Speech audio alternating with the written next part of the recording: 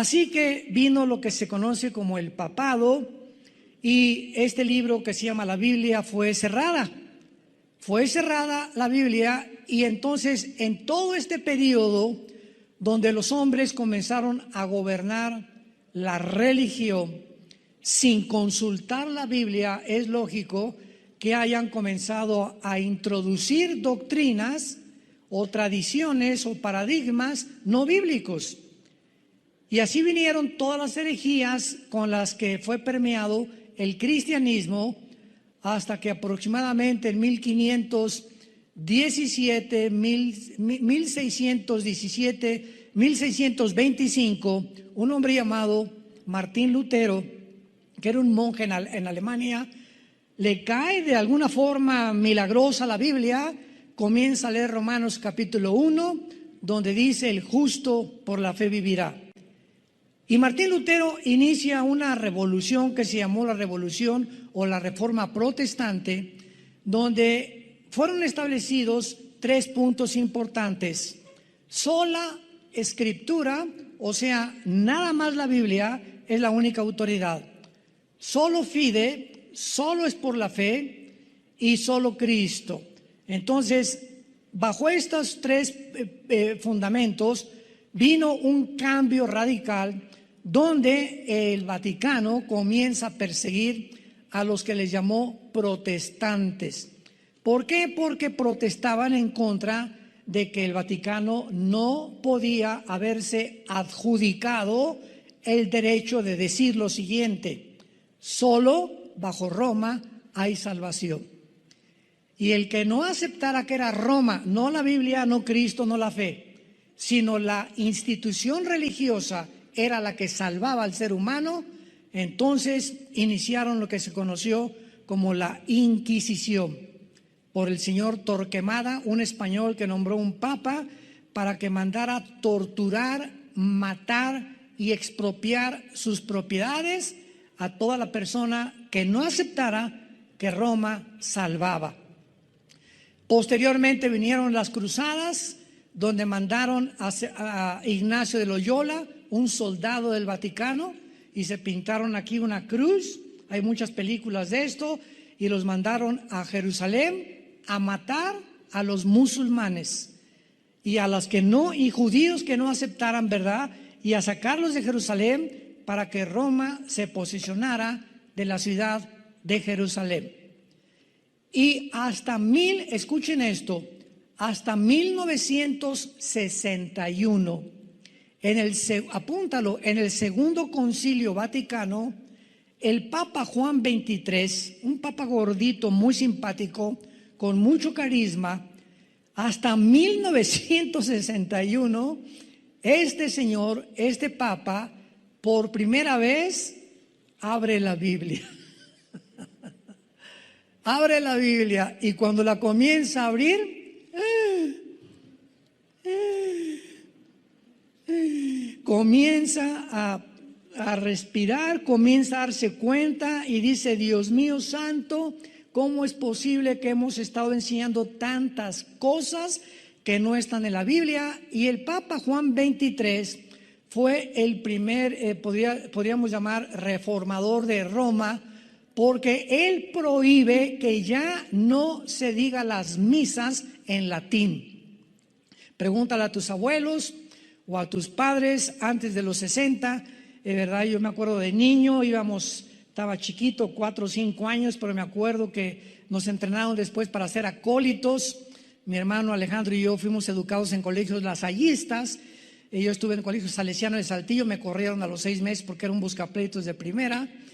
Y todas estas cosas que nos enseñaron era latín. Entonces los acólitos o monaguillos, en aquel tiempo entraba el cura a levantar el cáliz, y nosotros, uno en cada esquina, teníamos que oír lo que decía en latín y contestarle los monaguillos. Para eso eran los acólitos, contestarle al cura lo que él estaba diciendo. Entonces cuando el cura entraba y decía: introibo al altar de Dei, o sea, me introduzco al altar de Dios, porque él estaba diciendo que estaba entrando al lugar santísimo. Teníamos que contar Adeam Collectifica Juventutes Meam en latín. Todavía me acuerdo de estas contestaciones en latino. Y después pasó el tiempo y entonces quitaron el latín, mandó quitar los santos. Hay muchas iglesias que aunque no los quitan, pero ni de chiste en la mayoría, que comenzaron a permitir la música dentro. Y además lo más grande fue que por fin Roma, después de casi 2000 años, permite que el pueblo lea la Biblia. Se permitió la lectura de la Biblia al populus. Y gracias a Dios que desde los 60, 70 hay cantidad de católicos ya. Mi abuela fue una de ellas, mi mamá también, que murió hace poco de 93 años. Mi abuela de 98 murió, materna. Comenzaron a leer la Biblia, se les cayeron las vendas de muchas cosas, comenzaron a preguntar, oye, y explícame esto y explícame aquello. Y vino una revolución tremenda y ahorita hay tal vez miles o millones de católicos que han conocido a Cristo como su Salvador, leyendo las Escrituras. Y desde luego que la mayor parte de los católicos que han comenzado a leer la Biblia, si realmente han aceptado a Cristo como su Salvador, tarde o temprano tienen que salirse de esa ideología, de esa institución. ¿Por qué? ¿Verdad? Porque el Espíritu Santo vino a iluminar nuestra mente y mostrarnos la verdad. Entonces, ¿qué fue lo que sucedió? Que el anticristo va a establecer un templo después de los primeros 3 años y medio, porque los primeros 3 años y medio va a ser un papa el director del sistema religioso apóstata. Y una de las cosas más interesantes que han pasado en estos últimos meses, yo estoy asombrado de todo lo que está pasando. ¿Supieron ustedes que el Papa Francisco fue a Irak? Bueno, ustedes saben que en Irak, en el área de Irak o en la Mesopotamia, estoy hablando de Irak, Siria e Israel, se inició la civilización. Desemboca en el Golfo Pérsico. Entonces, cuando encontramos en el Apocalipsis el río Éufrates se secó para que pasaran los reyes del oriente en el Antiguo Testamento y Babilonia cayó junto al río Éufrates, nos damos cuenta que la palabra Babilonia está atribuida actualmente a la nación de Irak. Y que la Biblia dice en Zacarías capítulo 5, versículo del 5 al 11, que en los últimos tiempos va a ser levantado un templo en Irak. Y Jeremías 50-51 habla claramente que Irak se convertirá en un imán para que las naciones lo ataquen. Y la Biblia dice claramente que en la ciudad de Irak serán los cuarteles generales del anticristo. ¿Me escucharon? En Irak se establecerán los cuarteles generales del anticristo y además estarán en Irak o en Babilonia el centro comercial más grande del mundo y de las finanzas. Wall Street de Nueva York se cambiará al Medio Oriente y allí estará el falso profeta gobernando la economía e imponiendo a los seres humanos la marca del 666 o la marca del anticristo.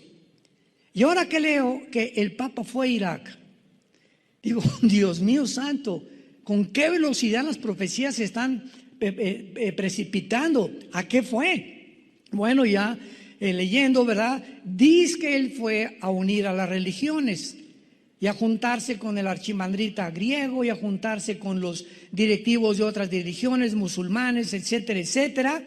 Y es importante que ahora en Irak y en el área de Arabia Saudita se esté construyendo un templo para las 3 religiones del mundo. Lo pueden encontrar ustedes en el internet. Esto es impresionante, me pone los pelos de gallina. Va a ser un edificio para los católicos, otro para los judíos, otro para los cristianos. Y ahí fue el Papa y la Biblia profetizó que esta región geográfica se convertiría en el centro del comercio y en el centro de la política internacional.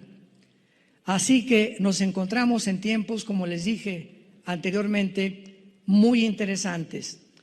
En el libro Apocalipsis capítulo 13 que acaban ustedes de abrir, dice la Biblia en el versículo 11: vi otra bestia que subía de la tierra con 2 cuernos semejantes a los de un cordero, pero hablaba como dragón.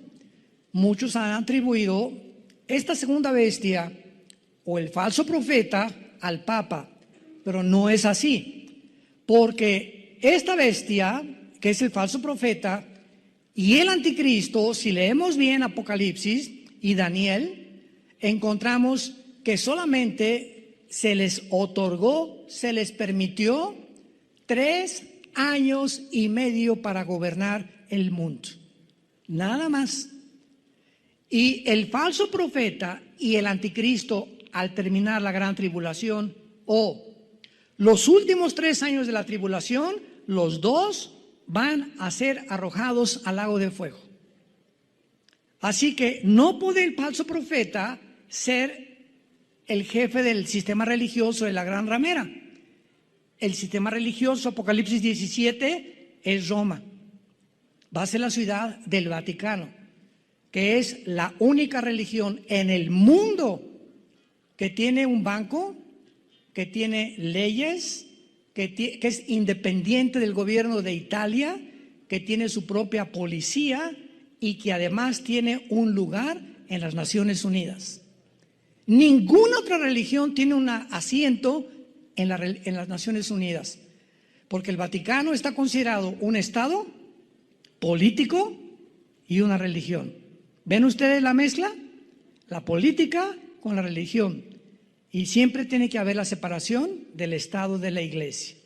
Roma violó esto y juntó la política con la religión. Y durante 18 siglos gobernó Europa, los papas, nadie se casaba, nadie podía comprar, nadie podía hacer nada, ni los príncipes de Holanda, ni de Inglaterra, ni de España podían hacer nada sin el permiso del Papa. Ahora bien, este falso profeta, entonces, vamos al libro de Daniel, capítulo 9, y veamos que el anticristo va a hacer un pacto con el pueblo de Israel, que es donde nos vamos a adentrar en esta mañana, y vamos a ver todo lo que el anticristo va a hacer de una forma bastante resumida. Dice Daniel 9, versículo 27, está hablando del anticristo o del príncipe que en el versículo 26 ha de venir. Por otra semana, esta palabra semana, Shavuot, es de 7 años, que son los 7 años de la tribulación. Por eso se le llama la semana 70 de Daniel, porque esta semana falta de completar los 490 años de las 70 semanas que en el versículo 24 se le prometieron o profetizaron a Daniel. Por otra semana, o sea, está hablando del anticristo, o por 7 años, confirmará el pacto con muchos, y a la mitad de la semana, o sea, a los 3 años y medio, ¿me van siguiendo? A la mitad de la semana, la mitad de 7 es 3 y medio, hará cesar el sacrificio y la ofrenda. Después, con la muchedumbre de las abominaciones, vendrá el Shamem, en el hebreo, que se tradujo el desolador, o el devastador, o el destructor, hasta que venga la consumación y lo que está determinado se derrame sobre el desolador. Durante este tiempo el anticristo entonces va a entrar al templo judío hasta los 3 años y medio o a la mitad de la tribulación. Los primeros 3 años de la tribulación no le corresponden al anticristo. Él estará como un espectador o teniendo relaciones con el Vaticano, pero el Vaticano impondrá un sistema o una religión el ecumenismo se llama, de unir a todos, musulmanes, hindúes, católicos, protestantes, apóstatas, etcétera, etcétera, bajo una sola bandera.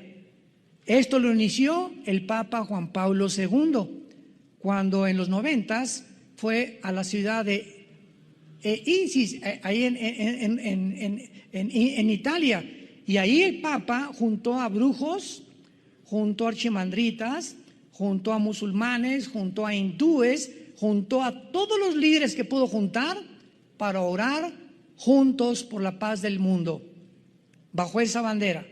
Vamos todas las religiones a orar por el mundo entero. Se oye muy bonito, ¿verdad? Y se oye muy loable, y se oye también, digo, ¿verdad? Cualquiera podría decir, bueno, pues esto es algo, ¿verdad?, que necesitamos hacer. Pero la pregunta es que la Biblia dice, ¿podrán dos juntos caminar si no estuvieran de acuerdo? ¿Le estamos orando al mismo Dios? ¿Cómo puedo yo orar con un musulmán cuando él le ora a Alá y él me puede decir amén? Cuando mi Dios es el Dios de la Biblia, el Dios de es Mahoma o Alá. ¿Cómo puedo orar con un hindú cuando tienen 7 millones de dioses? Oye, ¿a cuál estás orando?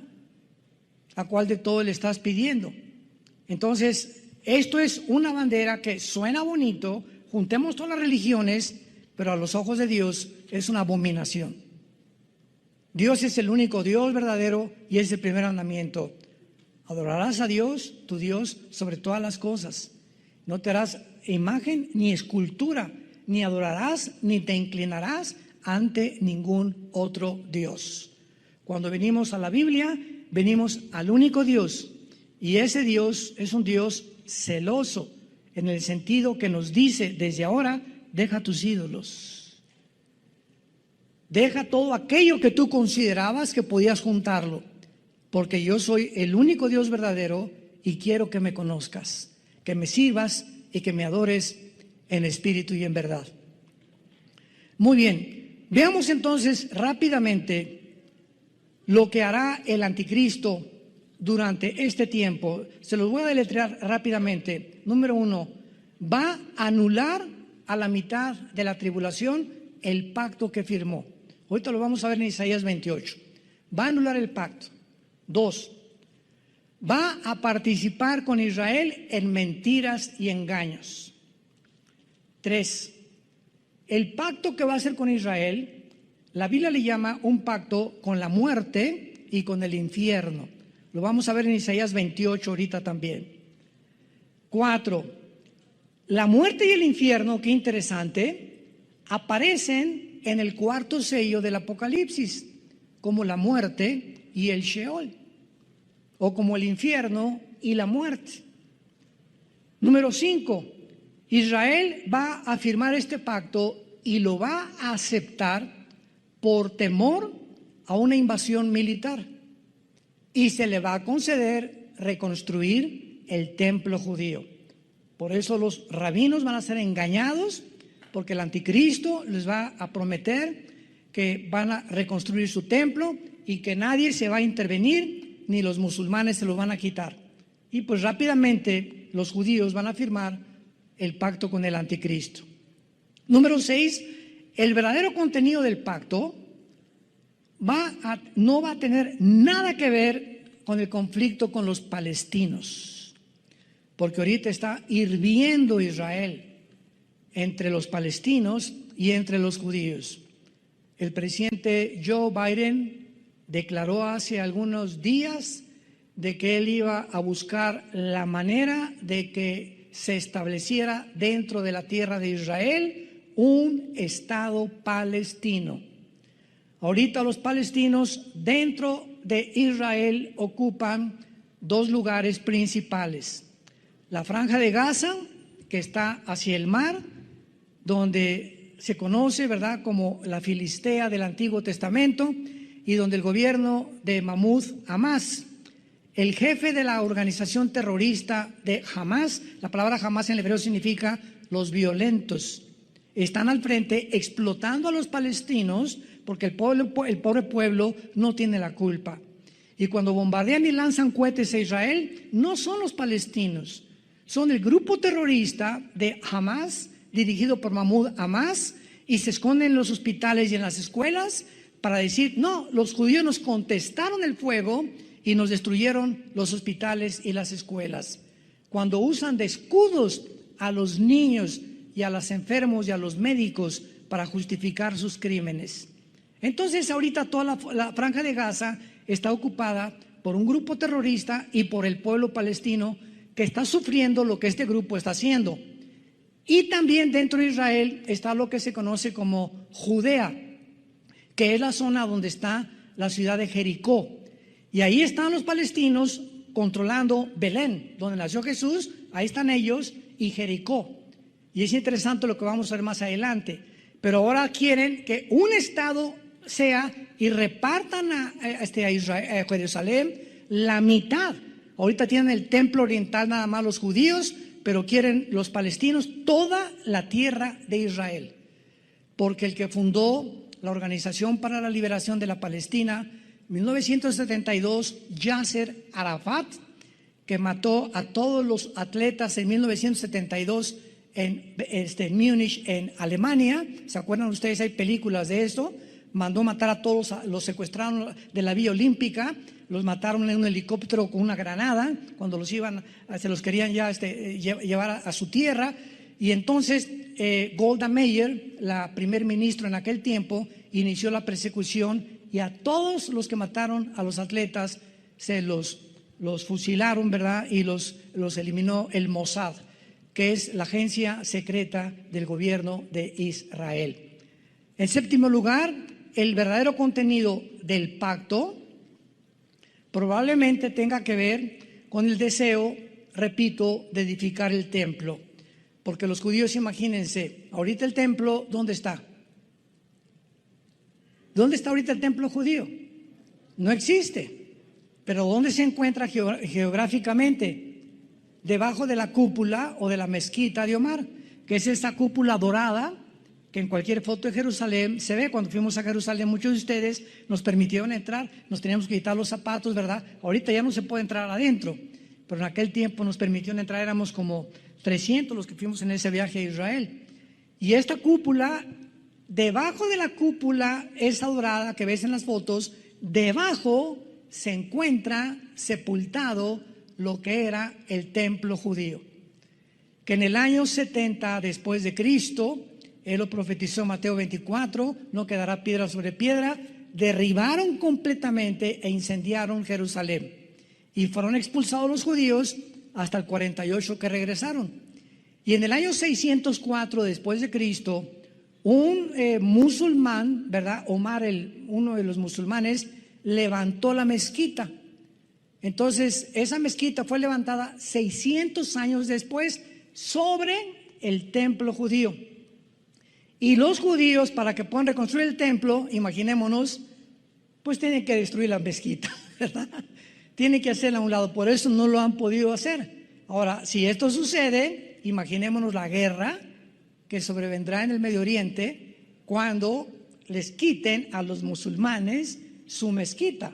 Si así se amarran bombas y se avientan, porque hay 72 vírgenes esperándolos en el cielo, pobres niños, ¿verdad? Que desde niños los adoctrinan, que si son mártires, son héroes delante de Alá. ¿Cómo no van ellos a provocar una guerra internacional si les quitan la mezquita, que es el lugar más sagrado? Porque dicen que de ahí Mahoma en un caballo blanco se fue al cielo. Entonces algo va a pasar, no sabemos, una guerra, tal vez la invasión de Ezequiel 38, que se junta Rusia, Turquía, Irán, Libia, Indonesia, algunas naciones del norte de África se vienen sobre Israel, son destruidas de acuerdo a Ezequiel 39, y tal vez después de esa devastación destruyan la mezquita y entonces el anticristo les permite, les garantice a los judíos, una vez que destruyeron la mayor parte de las naciones musulmanas, que pueden levantar su templo y puedan comenzar otra vez a adorar como lo hacían en el Antiguo Testamento. Ahora, muy bien, vamos a hacer alguna especulación con la agenda del anticristo. Repito, es una especulación que podemos imaginarnos lo que puede suceder, porque mientras en Apocalipsis 11 los dos testigos se han muerto, ¿se acuerdan? Que la bestia que sube al abismo, que es el anticristo, los va a matar. Mientras maten a los dos testigos, El anticristo tal vez por televisión estará viendo, ¿verdad?, dando a conocer a todos sus actividades del templo judío, porque los dos testigos serán muertos en la segunda parte de la tribulación.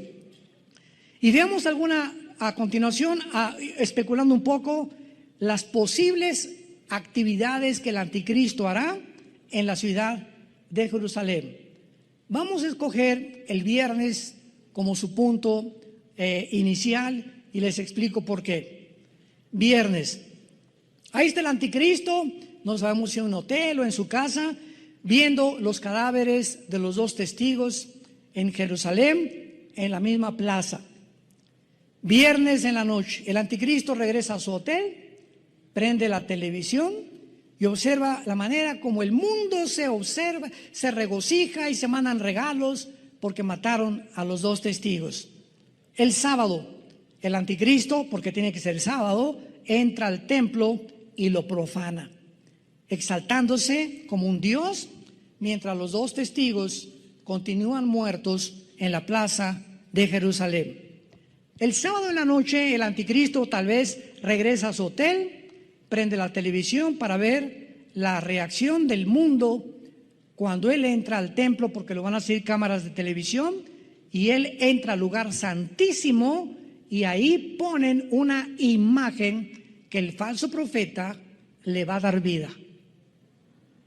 Esto se encuentra en Apocalipsis 13. El falso profeta le va a dar vida. Y esta palabra vida es neuma en el griego, que es espíritu. A ver, ¿cómo podía esto suceder? Muy fácil.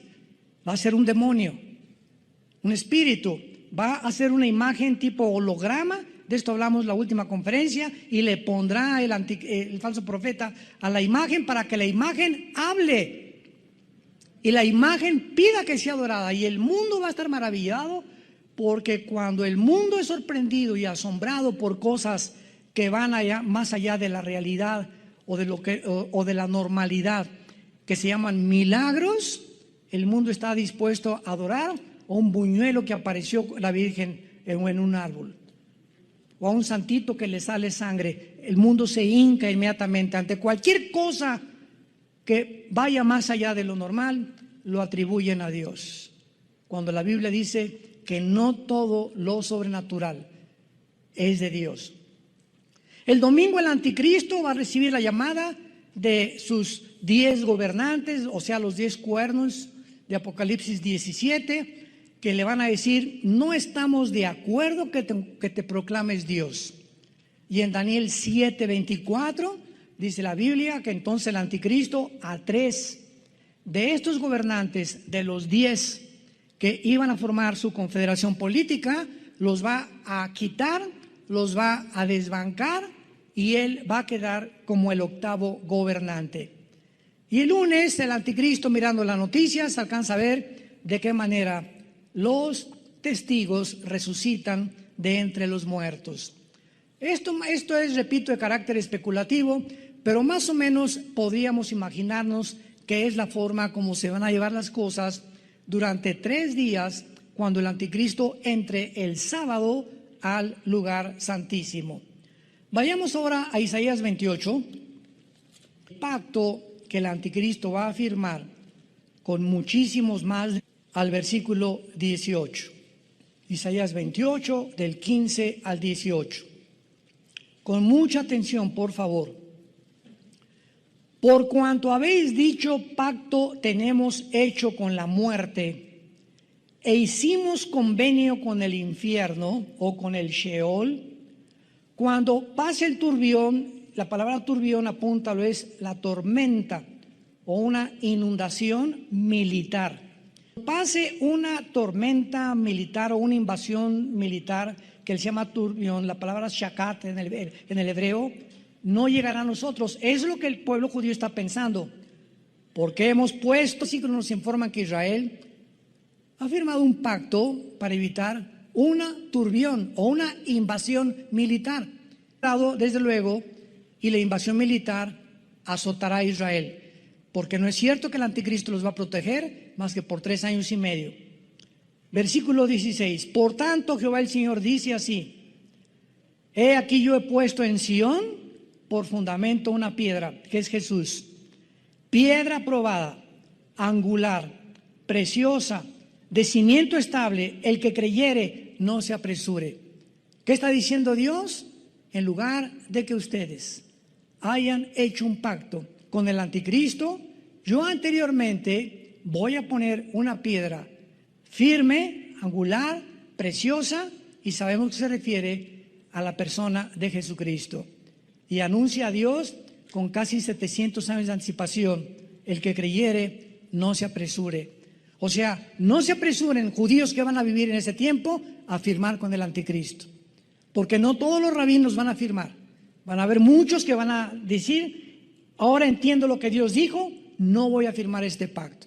Y Dios los va a proteger en la ciudad de Petra, al sur de Jordania, de acuerdo a Isaías 63, del 1 al 3.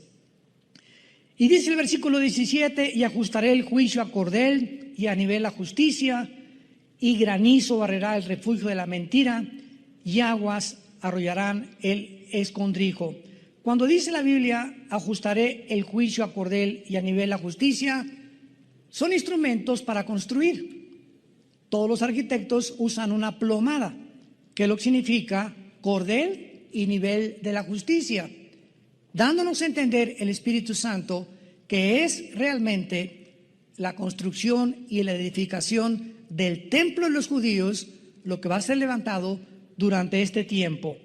Y versículo 18 termina diciendo: y será anulado vuestro pacto con la muerte y vuestro convenio con el Sheol. No será firme cuando pase el turbión o cuando pase esta invasión militar, serán pisoteados.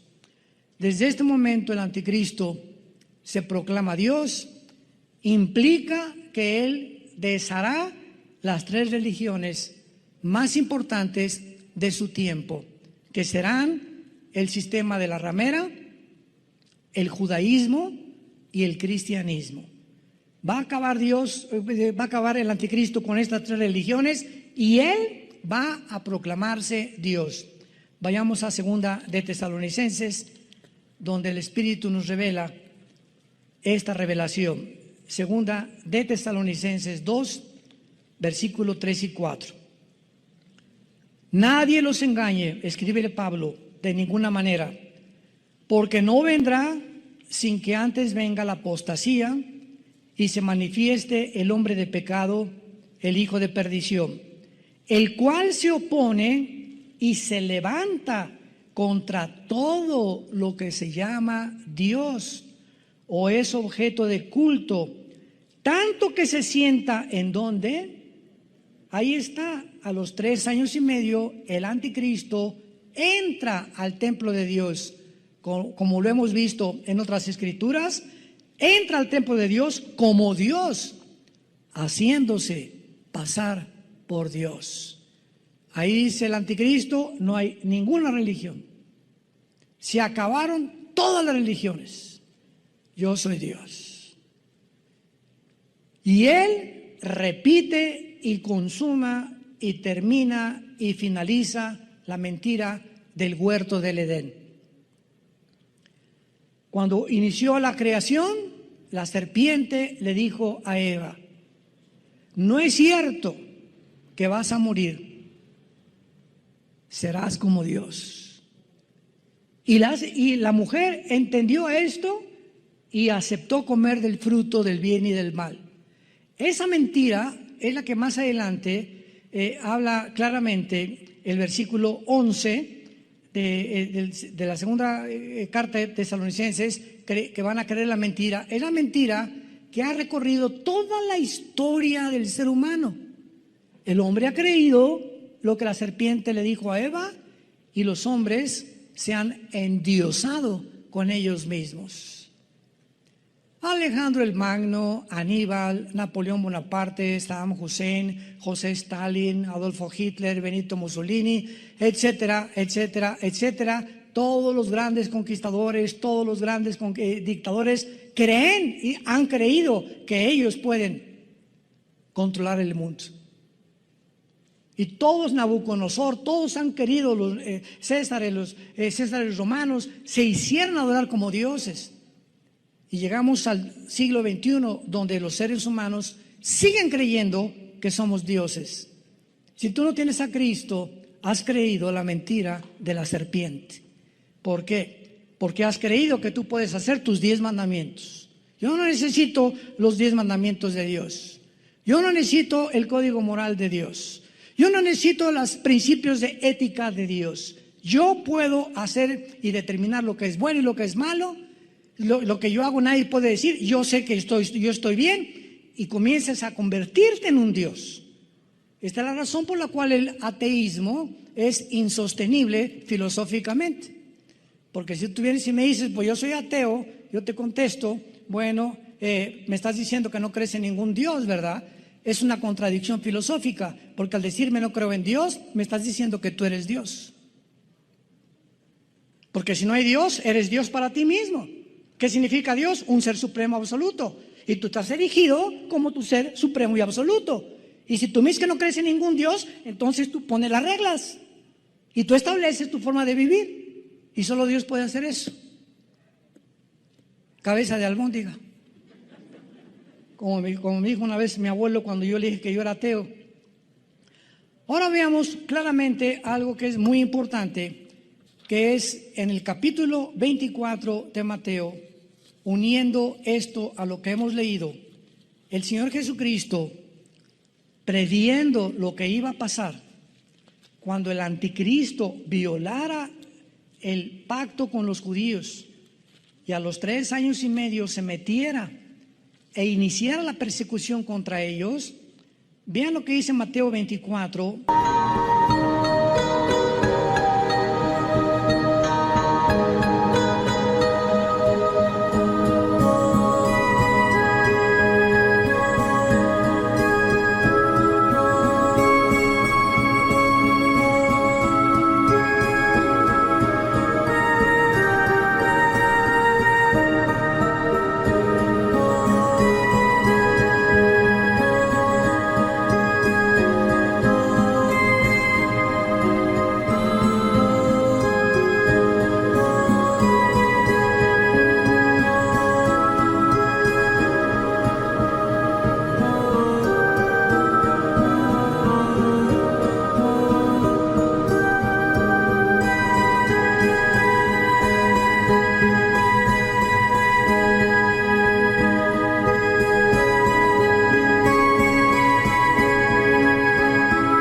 Versículo 15 en adelante de las palabras de Jesús.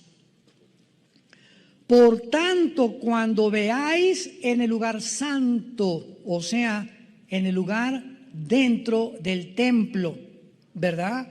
El Kodesh HaKodashim, o el lugar santísimo, así se dice en el hebreo, Kodesh HaKodashim, que es el lugar donde el sacerdote entraba una vez al año a ofrecer sacrificio.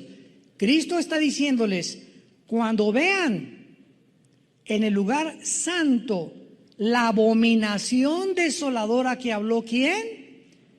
El profeta Daniel. El que lea entienda, o sea, la gente en el tiempo del anticristo podrán ser testigos cuando realice este acto abominable de entrar al templo, y desde luego la gente que esté dentro del templo.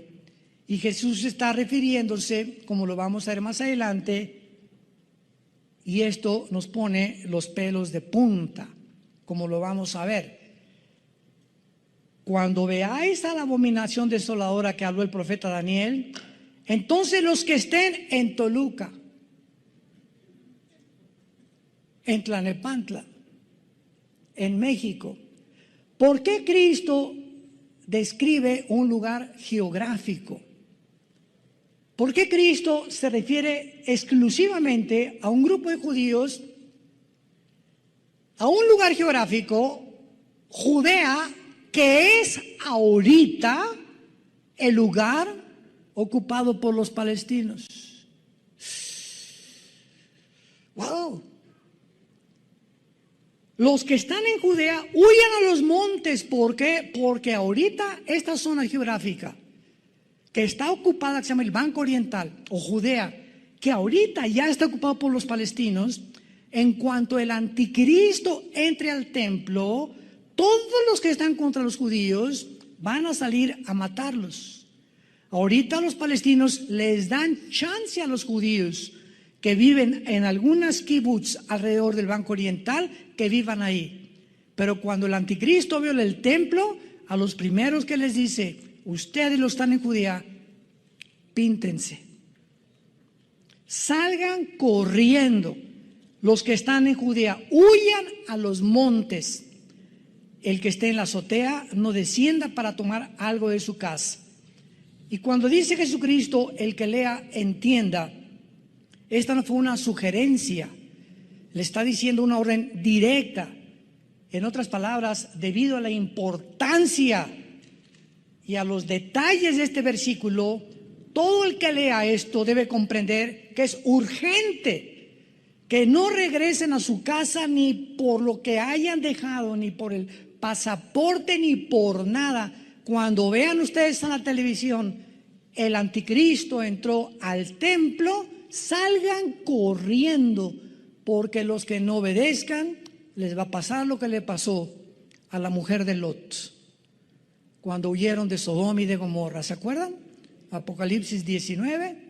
Los ángeles agarraron a Lot: vénganse para acá, y a tu hermano y a la esposa, y vámonos. Y a casi a jalones los sacaron los ángeles, y le dijeron los ángeles a Lot y a su familia: no volteen atrás, no se atrevan a voltear atrás. Y la mujer de Lot volteó para atrás. ¿Por qué? Porque era una carnalota. O sea, su corazón estaba en el mundo, en las modas, por aquí, por allá, este y el otro. Y cuando Dios nos dice, pongan los ojos en lo que está arriba, no extrañes las cosas del mundo, es porque las cosas del mundo han ocupado tu corazón. Cuando dice, no voltees atrás, mi cuñado, mis dólares, mis shakes, me espero muy por ellos. No regresen para nada, porque tu vida vale más que todo lo que puedas tú haber juntado en todo tu corazón. No volteen hacia atrás, huyan. Ciertamente los judíos que vivían en ese tiempo en la región de Judea, desde el Banco Oriental y Jericó actualmente, son los que deben poner más atención a lo que Cristo les dijo. Veamos rápidamente esto y comparémoslo con Zacarías, está antes de Mateo, para que no se vayan tan lejos. Antes está Malaquías y antes está Zacarías, capítulo 13. Zacarías 12 y 13 son dos capítulos que describen el final del ser humano, el Armagedón, la venida de Cristo. Dice Zacarías capítulo 13, versículo 8: y acontecerá entonces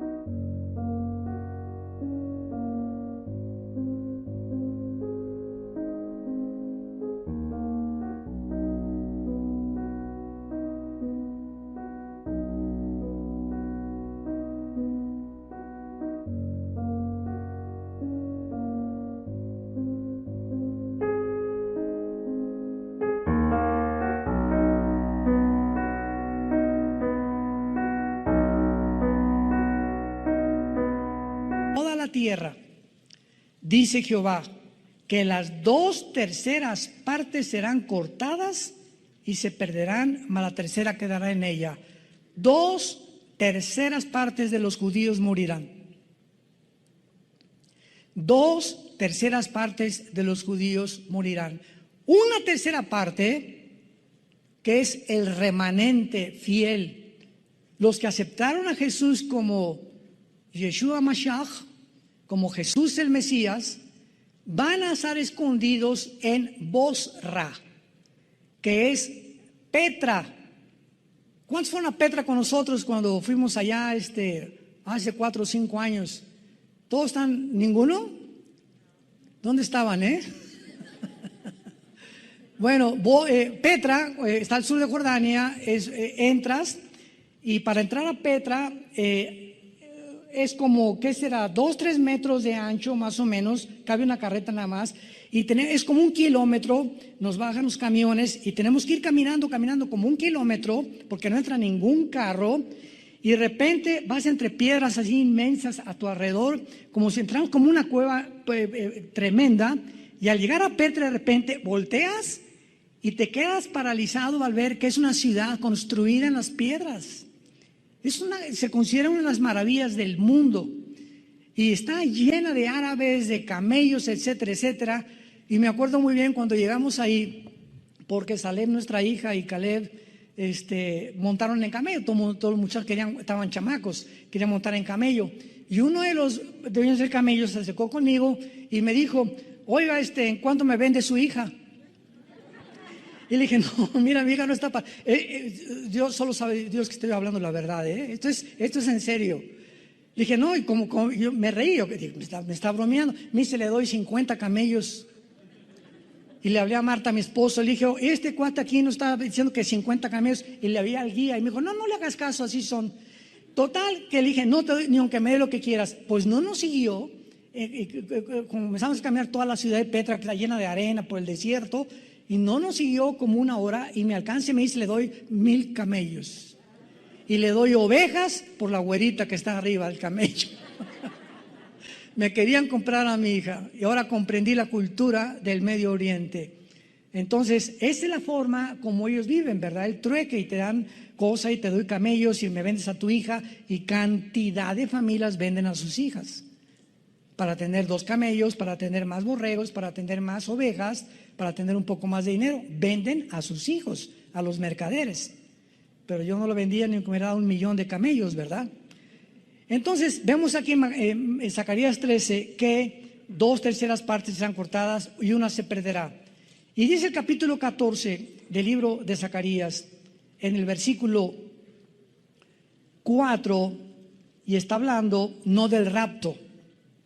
Los que creen que el rapto y la segunda venida es lo mismo, van a abrir los ojos ahora. Acuérdense que en 1 Tesalonicenses 4, 16 y 17, 1 Corintios 15, 51 a 53, dice que vendrá en el aire, y en el aire nos sacará y jamás tocará la tierra. Cuando vean el rapto, vean la segunda venida, se afirmarán sus pies en aquel día sobre el monte de los olivos. Cuando Jesús regrese con nosotros por segunda vez, ya estemos con Él en el cielo, va a tocar con sus pies el lugar donde lo crucificaron, y que está enfrente de Jerusalén al oriente, y el monte de los olivos se partirá por en medio, hacia la derecha y a la izquierda, oriente y occidente, haciendo un valle muy grande, y la mitad del monte se apartará hacia el norte y la otra hacia el sur. Cuando venga Cristo con nosotros, pondrá sus pies, tocará el monte de los olivos y se hará una cruz. ¿Se imaginan ustedes? Donde Él murió crucificado, ahora esa cruz les recordará a todos los judíos y al mundo entero que Él era realmente el que murió hace 2000 años para pagar por tus pecados y por mis pecados. Y finalmente, y huirán al valle de los montes, porque llegará hasta Sal. Huirán de la manera, y vendrá Jehová mi Dios, y con Él todos sus santos. Y esto lo corroboramos en Apocalipsis 19. Vi al Verbo de Dios montado en un caballo blanco, bajando con todos aquellos que nosotros, antes de su segunda venida, vino por nosotros 7 años antes de la tribulación. La iglesia no puede atravesar la tribulación. Nos vamos antes con el Señor. Es muy diferente. El rapto no es la segunda venida. El rapto es la promesa y el misterio que dice Pablo en Corintios 15, que estaba escondido en el Antiguo Testamento. y que hasta el Nuevo Testamento fue a Pablo a quien se le reveló que va a haber una generación que no vamos a saber lo que es morir. ¿Serás tú? ¿Seré yo? ¿Seremos nosotros? Los que en cualquier momento, de repente, los calcetines de colores que están de moda se te van a quedar ahí en el suelo. Tus guaraches, tus zapatos, tu bolsa de Gucci y todo lo que tú te hayas comprado, ahí se queda y desaparecemos.